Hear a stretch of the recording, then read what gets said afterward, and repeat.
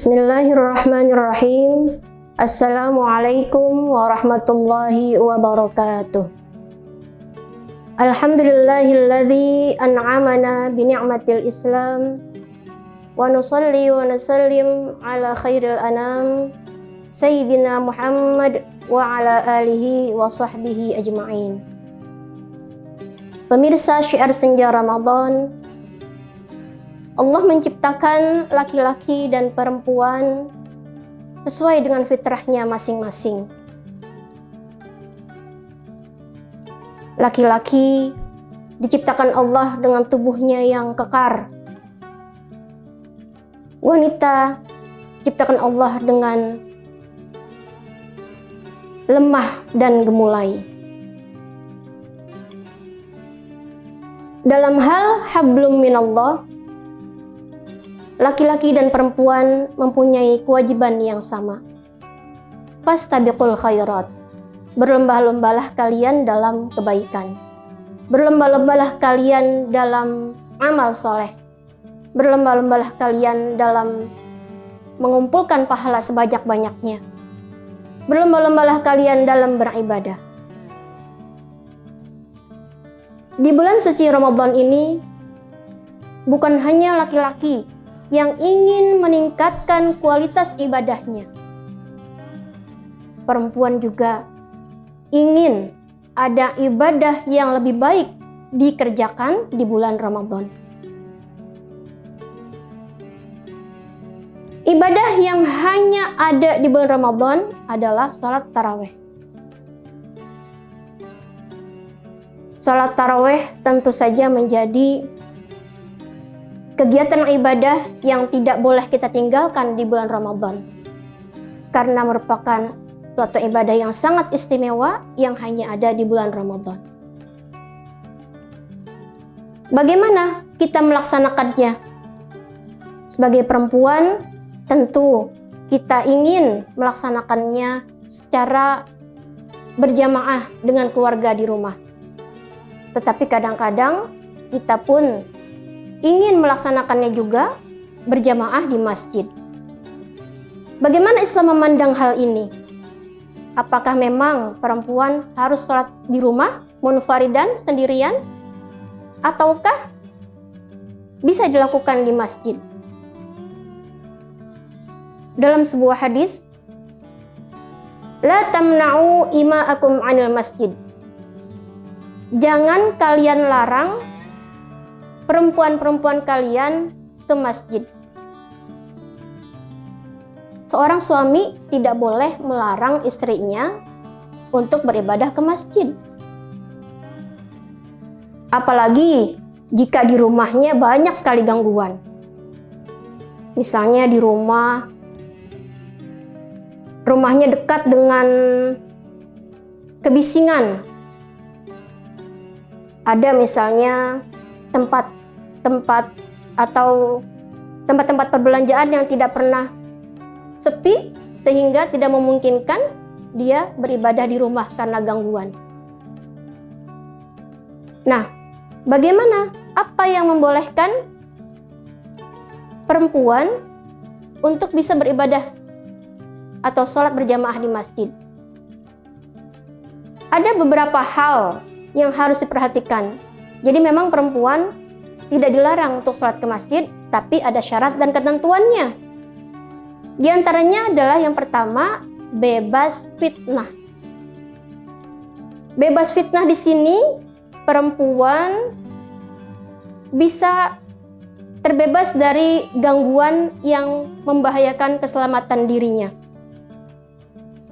Kalau seorang perempuan ingin beribadah atau sholat berjamaah di masjid, sementara lingkungannya misalnya banyak pembegalan, banyak perampokan yang tidak aman bagi perempuan itu keluar rumah, maka sebaiknya perempuan jangan sholat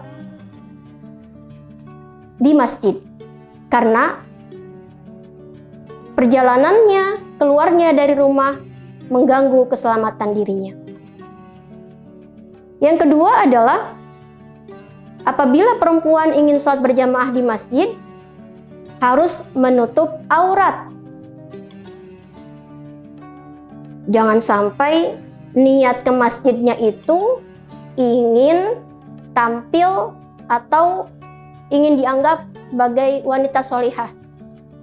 Lalu dia berdandan semenor mungkin, ya, atau berdandan dengan berlebih-lebihan. Itu tidak boleh. Jadi benar-benar dia menutup aurat dengan pakaian yang rapi, tidak berlebih-lebihan, tidak memakai pakaian yang warnanya terang, ya, sehingga bisa memancing perhatian dari orang lain. Itu tidak dibolehkan. Jadi auratnya harus ditutup dengan baik, karena pakaian juga merupakan perhiasan, maka gunakan juga yang tidak mencolok. Atau misalnya dia pakai perhiasan yang berlebihan, misalnya dia pakai gelangnya yang bisa berbunyi. Nah, itu juga tidak boleh, karena bisa juga mengundang bahaya. Tiba-tiba misalnya ada orang yang tidak suka, lalu ada hal-hal kriminal yang terjadi karena ulahnya, itu bisa membahayakan diri si perempuan tersebut. Sehingga kalau memang mau ke masjid, tutup aurat dengan sebaik-baiknya, gunakan perhiasan yang tidak memancing bahaya untuk dirinya. Perhiasan di sini dalam artian tadi yang saya jelaskan, apa itu pakaiannya, atau tempat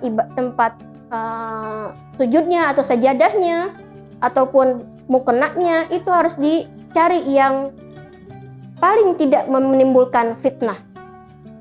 Karena sekarang banyak tuh ya, mukena macem-macem, warna-warni, ya, jadi bikin orang tidak khusyuk sholatnya. Harusnya dicari tuh. Biasa misalnya mukena warna putih atau warna-warna yang tidak mencolok. Meskipun menggunakan mukena yang berwarna-warni ataupun yang bercorak bagaimanapun, itu tetap sah sholatnya. Hanya saja jika itu dilakukan, maka bisa menimbulkan fitnah. Artinya tidak menimbulkan ketidaknyamanan terhadap jamaah yang lain. Jadi jamaah tidak khusyuk sholatnya. Yang ketiga, tidak ikhtilat. Apa itu ikhtilat? Ikhtilat ini artinya bercampur antara jamaah laki-laki dan jamaah perempuan. Jadi di masjid itu, di masjid yang akan kita datangi sebagai tempat sholat berjamaah itu, harus ada pembatas antara jamaah laki-laki dan jamaah perempuan. Entah itu pakai tirai ataupun pakai papan pembatas, itu bisa dilakukan untuk menghindari terjadinya bercampurnya antara jamaah laki-laki dan jamaah perempuan.